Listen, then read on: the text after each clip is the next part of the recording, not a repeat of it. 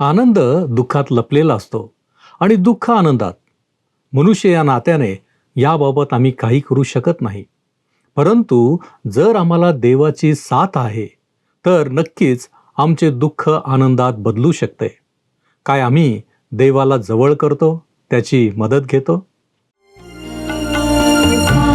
उपासना उपासना उपासना उपासना प्रभुजी करो उपासना प्रभुजी करो उपासना उपासना उपासना उपासना उपासना. प्रिय बंधू आणि भगिनींनो, आपला तारणारा प्रभू येशू ख्रिस्त याच्या सामर्थ्यवान नावात आपणा सर्वांचे उपासना कार्यक्रमात हार्दिक स्वागत. प्रियांनो, आमच्या जीवनात अनेक गोष्टी व्हाव्यात असे आम्हाला वाटत असते. काही ना काही समस्यांमुळे अथवा त्रासांमुळे आम्हाला खऱ्या अर्थाने अडचणींना तोंड द्यावे लागते. परंतु देव आमच्यावर बारीक लक्ष ठेवून असतो. तोच आम्हाला आलेल्या संकटातून सोडवितो, आरोग्य देतो. प्रियांनो, आजच्या अध्ययनात आपण पाहणार आहोत की देव आमच्या दुःखाचे रूपांतर आनंदात कसे करतो. तसेच आमच्या संकटातून सुटण्यासाठी आम्ही कशा रीतीने देवाला प्रार्थना सादर करावी. तर मग चला प्रियांनो, आपण आपल्या अध्ययनाची सुरुवात करूया. श्रोत्यानो, 29व्या स्तोत्रामध्ये आम्ही एका घनघोर वादळाविषयी पाहिले. हे वादळ येरुशलेमेच्या दिशेने झेपावले तेव्हा परमेश्वराचा त्यावर ताबा होता. जसा नोहाच्या काळात त्या प्रचंड जलप्रलयावर त्याचा ताबा होता, तसाच या वादळावरही त्याचा ताबा होता. नैसर्गिक घटनांवर, आपत्तींवर परमेश्वराचा ताबा आहे, कारण की तो निसर्गाचा निर्माण करता आहे आणि त्याच्या इच्छेविरुद्ध निसर्ग जाऊ शकत नाही. आणि श्रोत्यानो, जर तुम्ही देवाचे पुत्र वा कन्या असाल तर तुमचेही जीवन त्याच्या अधीन आहे. आज कदाचित तुम्हाला तुमच्या जीवनातून मुळासकट उपटून टाकेल की काय अशी भीती निर्माण करणारे वादळ तुमच्या जीवनात आले असेल. तुम्हाला सर्व दिशांनी संकटांनी घेरले असेल. कोठेही आशेचा किरण तुम्हाला दिसत नसेल आणि हे वादळ मला पूर्णपणे नष्ट केल्याशिवाय राहणारच नाही असे तुमचे मन तुम्हाला सांगत असेल. परंतु भिवू नका, कारण की तुमच्या जीवनातले कोणतेही वादळ परमेश्वराच्या हाताबाहेरचे नाही. ते त्याच्या इच्छेविरुद्ध नाही. तो ते योग्य वेळेस योग्य त्या प्रकारे शांत करेल. तुम्हाला आठवतं का श्रोत्यानो, की येशू त्याच्या शिष्यांसोबत मत्स्यातून जलप्रवास करीत असताना त्या सरोवरात मोठे वादळ आले आणि मत्स्यात पाणी भरू लागले व ते मोठ्या संकटात सापडले. या दरम्यान येशू ख्रिस्त झोपलेला पाहून त्याच्या शिष्यांनी त्याला उठवले आणि ते बुडत असल्याचे त्यांनी त्याला भयभीत होऊन सांगितले. मग येशूने उठून त्या वादळास शांत केले. तुम्हाला आज कदाचित वाटत असेल की परमेश्वर शांत बसला आहे, तो काहीच करीत नाही. पण तसे नाही श्रोत्यानो. त्याचे तुमच्या जीवनावर फार बारीक लक्ष आहे आणि तो तुम्हाला योग्य वेळेस त्या वादळातून सोडविणार आहे. आमचा परमेश्वर जिवंत व खरा आहे आणि म्हणूनच 121व्या स्तोत्रातील 4 आणि 5 वचनांमध्ये स्तोत्रकर्ता म्हणतो, पहा, इस्रायलाच्या रक्षकाला झोप लागत नाही व तो डुलकीही घेत नाही. परमेश्वर तुझा रक्षक आहे. परमेश्वर तुझ्या उजव्या हाताला तुला सावली आहे. होय श्रोतानो, आम्ही ख्रिस्त येशूवरच्या आमच्या विश्वासाच्या द्वारे परमेश्वराचे लोक म्हणजे इस्रायल आहोत. दावीद त्याच्या 29व्या स्तोत्राच्या 11व्या वचनात काय म्हणाला ते आम्ही वाचलेले आहे. होय श्रोत्यानो, परमेश्वरच आपल्या लोकांना सामर्थ्य देणार आहे, त्यांना शांती पुरवणार आहे. तो त्यांना एकटे सोडत नाही. तोच आम्हाला शांतीचे वरदान देतो. आमच्या जीवनातल्या सर्व वादळांवर त्याचा ताबा आहे आणि वादळानंतर तो आपल्या लोकांना शांतीचा आशीर्वादही देतो. ती शांती वादळानंतर जी उद्ध्वस्तता येते त्यामुळे असलेली भयान शांतता नाही, तर ती आशीर्वाद देणारी शांती असते. आता आपण 30व्या स्तोत्राचा अभ्यास करणार आहोत. आरोग्य प्राप्ती झाल्याबद्दल परमेश्वराचे स्तवन या स्तोत्रामध्ये करण्यात आलेले आहे. हे स्तोत्र दाविदाच्या घराच्या समर्पणाच्या वेळेस रचण्यात आले. हे स्तुती व आराधना यांचे स्तोत्र आहे. स्तोत्रसंहिता 30 अध्याय पहिली 2 वचने आपण वाचूया. हे परमेश्वरा, मी तुझी थोरवी गाईन, कारण तू माझा उद्धार केला आहे. तू माझ्या वैऱ्यास माझ्यावरून हर्ष करू दिला नाही. श्रोत्यानो, माझे स्वतःचे असे ठाम मत आहे की दाविदाच्या आयुष्यात कधीतरी जसा हिजकिया फार आजारी झाला होता, तसे आजारपण आले असावे व हे स्तोत्र त्याविषयीच आम्हाला सांगते. आमचा देव जसा वादळावर अधिकार गाजवतो, तसाच तो आमचे रोगही बरे करतो. त्याला काहीच अशक्य नाही. प्रभू येशू ख्रिस्त जेव्हा या पृथ्वीवर होता, तेव्हा जितके आजारी रोगी लोक त्याच्याकडे आले, त्यांना त्याने बरे केले. हा प्रभू येशू ख्रिस्त आजकाल आणि युगानुयुग सारखाच आहे. तो आजही त्याची इच्छा असल्यास आम्हाला आरोग्य देण्याकरिता समर्थ आहे. फक्त आम्ही संपूर्ण नम्रभावाने आपली सर्व पापे पदरात घेऊन त्याच्याकडे जायला हवे. 3 आणि 4 वचने पहा पुढे. हे परमेश्वरा, तू माझा जीव अधोलोकातून वर काढिला, गर्तेत पडलेल्यांमधून तू मला जिवंत राखले. अहो परमेश्वराचे भक्त हो, त्याचे गुणगान गा आणि त्याच्या पावित्र्याचे स्मरण करीताना त्याचा धन्यवाद करा. श्रोत्यानो, आमच्यामध्ये काही फार चांगल्या गोष्टी आहेत म्हणून परमेश्वर आम्हाला आरोग्य प्रदान करतो असे नाही. तो आमच्यावर दया करतो. तो आपल्या पवित्र नामासाठी आम्हाला आरोग्य देतो. मी पातकी आहे हे त्याला ठाऊक आहे, पण तो माझ्यावरच्या आपल्या कृपेस्तव प्रीतिस्तव माझे तारण करीतो. देवाच्या एका सेवकाने असे म्हटले आहे की आम्ही मानव देवाच्या तारणाच्या योजनेमध्ये आमच्या पापाव्यतिरिक्त इतर कोणत्याही गोष्टीचा सहभाग देत नाही आणि आमच्या पापामुळेच देवाच्या तारणाच्या योजनेची गरज निर्माण होते. या व्यतिरिक्त आमचा देवाच्या तारणाच्या योजनेत काही एक सहभाग नाही. म्हणून येशू ख्रिस्ताद्वारे त्याने आमचे जे तारण केले त्याबद्दल, म्हणजे त्याच्या पवित्रतेबद्दल आम्ही देवाला सतत धन्यवाद द्यायला हवेत. नंतर 5वे वचन पहा. त्याचा क्रोध क्षणमात्र राहतो, त्याचा प्रसाद आयुष्यभर राहतो. रात्री विलापाने बिऱ्हाड केले तरी प्रातःकाळी हर्षध्वनी होतो. आमच्या चुकांबद्दल जरी परमेश्वराने आम्हाला शासन केले, तरी त्याचा आमच्यावरचा क्रोध सर्व काळ टिकत नाही. तो यशायाचे पुस्तक 57 अध्याय 16व्या वचनात म्हणतो, कारण मी सतत वाद करणारा नव्हे, सदा कोप करणारा नव्हे असतो तर माझ्या पुढे मानवी आत्मा, मी उत्पन्न केलेले मानवी प्राणी गलित झाले असते. होय श्रोत्यानो, जसे लेकरांच्या चुकीसाठी मानवी पिता कायमकरिता क्रोधाविष्ट होत नाही, तसाच आमचा स्वर्गीय पिता आहे आणि तो नेहमीच आमच्या भल्याकरिता शासन करतो. 8 आणि 9 वचने. हे परमेश्वरा, मी तुझा धावा केला. परमेश्वराची विणवणी करून मी म्हणालो, मी मृत्यू पावल्याने, मी गर्दीत पडल्याने काय लाभ? माती तुझी स्तुती करील काय? ती तुझे सत्य प्रगट करील काय? हजारो लोकांना जी जीवनाविषयी आसक्ती वाटते, त्यांना मरण नको वाटते, तसे दाविदालाही वाटत होते. पण आपले आयुष्य आणखी वाढावे अशा या त्याच्या इच्छेमागे त्याचा एक महान व उदात्त हेतू होता.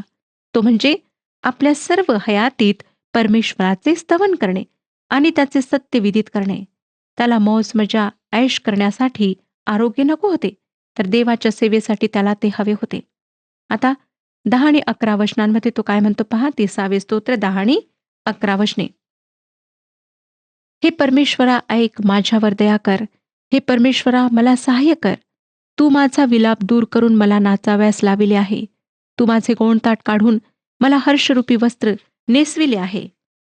दाविदाची कळकळीची प्रार्थना परमेश्वराने ऐकली आणि त्याच्या दुःखाचे त्याने आनंदात रूपांतर केले. म्हणूनच दावीद म्हणत आहे की तो सर्व काळ परमेश्वराची उपकार स्तुती करेल. प्रिय श्रोत्यानो, 29 व 30 या दोन्ही स्तोत्रांमध्ये आपण फार सुंदर गोष्टी पाहिल्या. 12व्या वचनात तो म्हणतो, ह्यासाठी की माझ्या आत्म्याने तुझे गुणगान गावे, गप्प राहू नये. हे परमेश्वरा, माझ्या देवा, मी सर्व काळ तुझे उपकार स्मरण करेन. श्रोत्यानो, परमेश्वराचे आमच्या म्हणजे त्याच्या लोकांच्या जीवनातल्या वादळांवर नियंत्रण आहे व तो त्यांना त्या वादळातून निभावण्यासाठी सामर्थ्य देतो. पुढे तो त्यांना शांतीचे वरदान देण्याचे आश्वासन देतो. आणि 30व्या स्तोत्रात आम्ही पाहिले की तो आमच्या दुःखाचे आनंदात रूपांतर करतो. आता आपण 31व्या स्तोत्राकडे वळूया. संकटातून सुटण्यासाठी प्रार्थना ही या स्तोत्राची मध्यवर्ती कल्पना आहे. या स्तोत्रामध्ये दाविदाच्या गतजीवनातल्या संकटाविषयी वर्णन आहे. तसेच हे स्तोत्र भविष्याकडे निर्देश करून अवशिष्ट इस्रायलाला ज्या संकटामधून जावे लागेल त्याविषयी विदित करते आणि ते आमच्या सध्याच्या प्रश्नांविषयी संकटांविषयी आमच्याशी बोलते. या स्तोत्रामधून आम्हाला सांत्वन व सहाय्य प्राप्त होते. 31 स्तोत्र पहिले वचन वाचूया. हे परमेश्वरा, मी तुझा आश्रय धरिला आहे. मला कधी लज्जित होऊ देऊ नको. तू आपल्या न्यायाने मला मुक्त कर. परमेश्वराने त्याच्या न्यायीपणाने आपल्याला मुक्त करावे असे सांगणारी ही प्रार्थना आहे.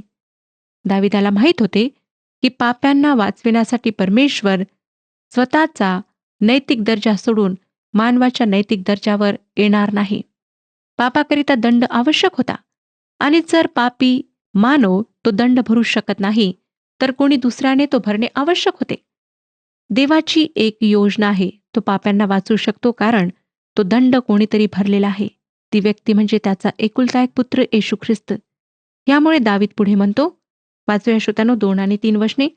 माझ्याकडे आपला कान लाव, मला सत्वर सोडीव. तू माझा प्रबल दुर्ग हो, माझ्या बचावासाठी आश्रयस्थान हो. कारण माझा दुर्ग व माझा गड तूच आहेस. तू आपल्या नावासाठी मला हाती धरून चालेव. श्रोत्यानो, तुमचे आश्रयाचे स्थान कोणते आहे? तुम्ही दाविदाप्रमाणे प्रभू परमेश्वराला आपला दुर्ग, आपला गड बनविले आहे काय? जर नाही तर आज आपणाजवळ संधी आहे.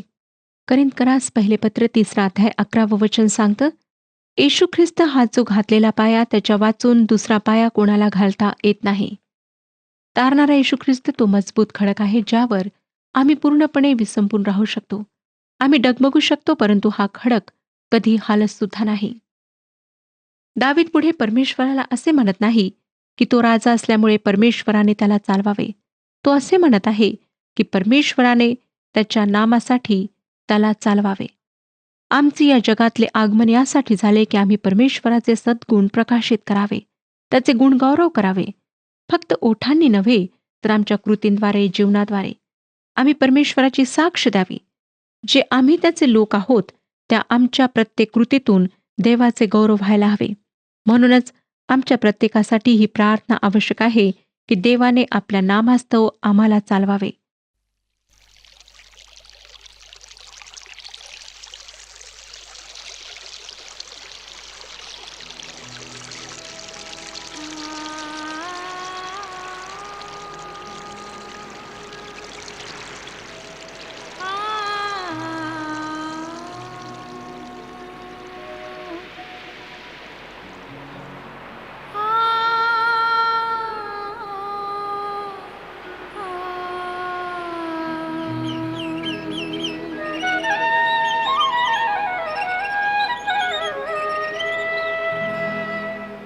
मी गोड गीत गावे देवा तुझ्या प्रीतीचे. मी गोड गीत गावे देवा तुझ्या प्रीतीचे. तुझेच गुण गावे हे ध्येय जीवनाचे. हे ध्येय जीवनाचे. मी गोड गीत गावे देवा तुझ्या प्रीतीचे.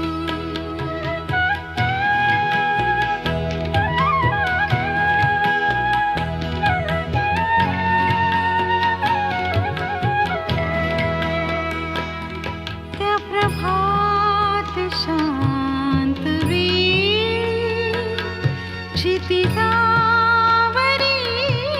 तिलाली. क्षितिजावरी तिलाली. बेरोनी आल्या वेली गाण्यातुला भूपाळी. गाण्यातुला भूपाळी. मी गोड गीत गावे देवा तुझ्या प्रीतीचे.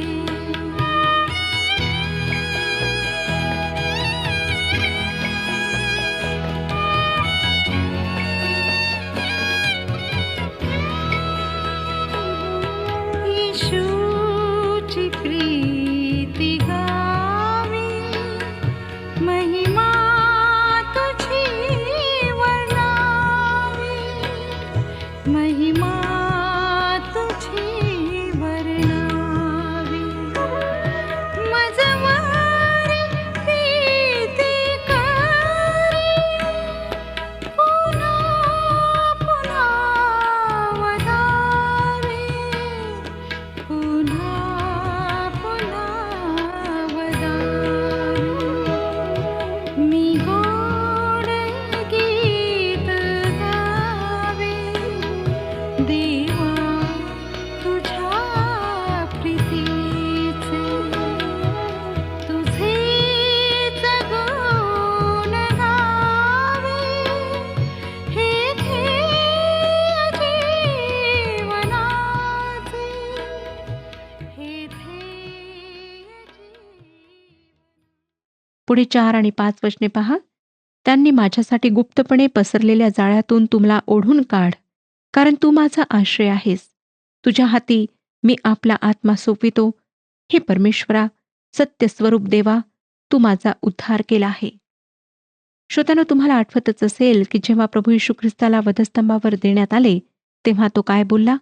लूका शुभवर्तमान 23 अध्याय 46 वचन. लूका शुभवर्तमान 23 अध्याय 46 वचन. तेव्हा येशू उच्च स्वराने ओरडून म्हणाला, हे बापा, मी आपला आत्मा तुझ्या हाती सोपून देतो. असे बोलून त्याने प्राण सोडले. त्यानंतर स्तेफन ह्या पहिल्या ख्रिस्ती हुतात्म्याला लोकांनी धोंडमार करून ठार केले, तेव्हा तो काय म्हणाला ते आपण प्रेषितांची कृत्ये 7 अध्याय 59 वचनात वाचूया. तेव्हा ते स्तेफनाला दगडमार करीत असता तो प्रभूचा धावा करीत म्हणाला, हे प्रभू येशू, माझ्या आत्म्याचा स्वीकार कर. श्रोत्यानो, ही गोष्ट खरोखर चित्तवेधक आहे की मंडळीच्या शतकानुशतकाच्या इतिहासामध्ये ख्रिस्ती हुतात्म्यांनी हे शब्द वापरले. जेव्हा एका देवाच्या सेवकावर मृत्यूदंड भोगण्याची वेळ आली, तेव्हा तेथल्या धर्माच्या मुख्याधिकाऱ्यांनी त्यांना म्हटले, आणि आता आम्ही तुझा आत्मा सैतानाच्या हाती सोपून देतो. आणि यावेळेस मोठ्या शांतपणे व धीरगंभीरपणे त्या देवाच्या सेवकाने त्यांना उत्तर दिले, प्रभू येशू ख्रिस्ता, मी आपला आत्मा तुझ्या हाती सोपून देतो. ज्या आत्म्याला तू तारले आहेस, तो आत्मा प्रभू येशू ख्रिस्ता मी तुझ्या हाती सोपून देतो. आणि श्रोत्यानो, प्रकटीकरणाच्या पुस्तकामध्ये ज्या स्मरणा येथील मंडळीचा उल्लेख आहे, तेथील देवाचे एक महान सेवक पॉलिकॉर्प यांना जेव्हा देहदंड म्हणून जिवंत जाळण्यात आले, त्यावेळेस त्यांनीही हेच वाक्य उच्चारले. या वाक्यातून या देवाच्या सेवकांची ख्रिस्ताबरोबरची समरसता दिसून येते. आता 31व्या स्तोत्राचे 7वे वचन आपण वाचूया.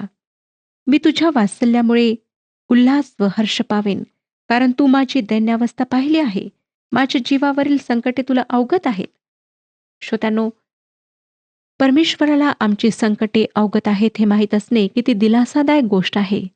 जेव्हा मिसर देशात म्हणजे इजिप्तमध्ये इस्रायली लोक दास्यात होते व त्यांची सुटका करण्याची परमेश्वराची इच्छा होती, तेव्हा तो मोशेला काय म्हणाला ते आपण निर्गमाचे पुस्तक 3 अध्याय 7 आणि 8 वचनांमध्ये वाचूया. निर्गम 3 अध्याय 7 आणि 8 वचने. परमेश्वर म्हणाला, मिसर देशात असलेल्या माझ्या लोकांची विपत्ती मी खरोखर पाहिली आहे. त्याचपासून बिगार काम घेणाऱ्या मुकादमाच्या त्रासामुळे त्यांनी केलेला आकांत मी ऐकला आहे. त्यांचे क्लेश मी जाणून आहे. त्यास मिस्रांच्या हातातून सोडवावे आणि चांगल्या विस्तृत देशात दुधामधाचे प्रवाह ज्यात वाहत आहेत अशा देशात त्यास घेऊन जावे म्हणून मी उतरलो आहे. होय श्रोतानो, परमेश्वराला आमच्यावरची संकटे अवगत आहेत व आमच्या हाकेला तो निश्चित उत्तर देतो. दाविदाने त्याच्यावरच्या संकटाच्या वेळेस देवाला हाक मारली. वाचूया स्तोत्र 31 वचन. हे परमेश्वरा, माझ्यावर कृपा कर, कारण मी संकटात आहे. माझे नेत्र, माझा जीव, माझे शरीर ही दुःखाने क्षीण झाली आहेत. आज जर तुम्ही संकटात असाल तर ख्रिस्ताच्या नावामध्ये प्रभू परमेश्वराला हाक मारा. तो संकटसमयी निश्चित तुमच्या मदतीस येईल. इकडे तिकडे जाण्यापेक्षा, ह्याला त्याला सांगण्यापेक्षा देवाला सांगा, देवाजवळ जा. 15व्या वचनात दावीद म्हणतो, माझे दिवस तुझ्या हाती आहेत. माझ्या वैऱ्यांच्या हातातून माझ्या पाठीस लागणाऱ्यांपासून मला सोडवू. दावीदाला खात्रीने माहीत होते श्रोत्यानो, की त्याचे दिवस परमेश्वराच्या हाती आहेत. मलाही तीच खात्री आहे की माझे दिवस प्रभू परमेश्वराच्या हाती आहेत, म्हणून मी त्याविषयी निर्धास्त होऊ शकते. 16व्या वचनात पुढे दावीद म्हणतो, 16वे वचन वाचूया. तू आपल्या सेवकावर आपला मुखप्रकाश पाड, तू आपल्या वात्सल्याने मला तार. पवित्र शास्त्र आम्हाला सांगते की देव आत्मा आहे. मग देव आत्मा आहे तर तो आपला मुखप्रकाश आम्हावर कसा पाडू शकेल? एका फार पूर्वीच्या हिब्रू भाष्यकाराने म्हटले की येशू ख्रिस्त हा देवाचे मुख आहे. ही गोष्ट खरी आहे श्रोतानो, कारण त्याच्याचद्वारे आम्ही देवाला पाहू शकतो. 19वे वचन वाचूया. तुझे चांगुलपण किती थोर आहे, तुझे भय धरणाऱ्यांकरिता तू ते साठवून ठेवले आहे. तुझा आश्रय करणाऱ्यांसाठी मनुष्य मात्रा देखत तू ते सिद्ध केले आहे. श्रोत्यानो, परमेश्वराची प्रेमदया युगानुयुग टिकणारी आहे. त्याचे चांगुलपण थोर आहे. त्याची साक्ष तुम्ही कधी इतरांना सांगितली आहे काय? जसे तुम्ही आपल्या प्रियजनांविषयी चांगले बोलता, तसे त्याच्याविषयी तुम्ही इतरांजवळ कधी बोलला आहात काय? आज परमेश्वर आपणाला हे प्रश्न विचारत आहे. पुढची वचने वाचूया. 20 ते 24 वचने सांगतात, तू आपल्या समक्षतेच्या गुप्तस्थळी मनुष्यांच्या कारस्थानापासून त्यांना लपवितोस. शब्द कलहापासून त्यांना आपल्या मंडपात सुरक्षित ठेवतोस. परमेश्वर धन्यवादित असो, कारण वेढा पडलेल्या शहरात सापडल्यासारखा मी झालो असता त्याने अद्भुत रीतीने आपले वात्सल्य मला दाखविले. मी तर अधीर होऊन म्हणालो की मी तुझ्या दृष्टीपुढून दूर झालो आहे. तर मी तुझा धावा केला, तेव्हा तू माझ्या विणवणीचा शब्द ऐकला. अहो परमेश्वराचे सर्व भक्त हो, तुम्ही त्याच्यावर प्रेम करा. परमेश्वर विश्वास ठेवणाऱ्यांचे रक्षण करीतो, गर्विष्ठांचे पुरेपूर पारिपत्य करीतो. अहो परमेश्वराची आशा धरणारे तुम्ही सर्व हिंमत बांधा, तुमचे मन धीर धरो. श्रोत्यानो, फार दिलासा देणारे असे हे स्तोत्र आहे. काय आपण परमेश्वरावर प्रेम करता? परमेश्वराची आशा धरून आपण जीवन जगता? जर नाही तर आज परमेश्वर आपणाशी बोलत आहे. परमेश्वरावर भाव ठेवा, परमेश्वरावर प्रेम करा, कारण श्रोत्यानो, तोच आमची ढाल आहे, तोच आमचा मेंढपाळ आहे, तोच प्रत्येक परिस्थितीत आम्हाला सावरून धरतो. आणि जर आम्ही त्याच्यापासून दूर जाऊ तर आम्हाला कळेल की आमची स्थिती किती दयनीय होते. आम्ही कशा प्रकारे, ज्या प्रकारे एखादा मासा पाण्यातून बाहेर काढल्यानंतर तडपत राहतो, तशी आमची स्थिती होते.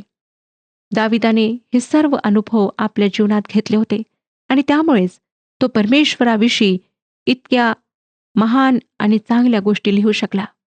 काय आपणाला ह्या परमेश्वराचा अनुभव आहे? जर नाही तर प्रभू येशू ख्रिस्ताच्याद्वारे ह्या परमेश्वराच्या प्रेमाचा अनुभव आपण घेऊ शकता, त्याच्या सामर्थ्याचा अनुभव घेऊ शकता. परमेश्वर अद्यापही वाट पाहत आहे. अनेक लोकांना असं वाटतं की 2000 वर्षे होऊन गेलीत, प्रभू येशू ख्रिस्त आला, वधस्तंभावर मारला गेला, तो स्वर्गामध्ये गेला आणि तो पुन्हा येणार म्हणून सांगून गेला. अजूनपर्यंत तो आला नाही. 2000 वर्ष झालेली आहेत. अनेकांना वाटतं की ही सगळी खोटी कहाणी आहे. परंतु लक्षात ठेवा श्रोत्यानो, पवित्र शास्त्र बायबलमध्ये ज्या भविष्यवाण्या करण्यात आलेल्या आहेत, त्यापैकी अधिकांश भविष्यवाण्या पूर्ण झालेल्या आहेत. आता येशू ख्रिस्ताचे येणे बाकी आहे. तो त्याच्या लोकांना घेण्याकरिता येणार आहे. परंतु त्यावेळेला त्याचे पाय ह्या पृथ्वीवर टिकणार नाहीत, परंतु तो स्वतःच्या लोकांना हवेमध्ये भेटेल. जे ख्रिस्तामध्ये मेलेले आहेत त्यांच्या कबरा उघडतील, ते प्रथम वर घेतल्या जातील आणि त्यानंतर पृथ्वीवर जे येशू ख्रिस्तावर विश्वास ठेवणारे लोक आहेत ते वर उचलल्या जातील. काय आपण येशू ख्रिस्ताला भेटण्यास तयार आहात? आपली आत्मिक तयारी आहे? जर नाही तर ह्यावेळी आपण त्याला आपला उद्धारकर्ता म्हणून स्वीकार करू शकता.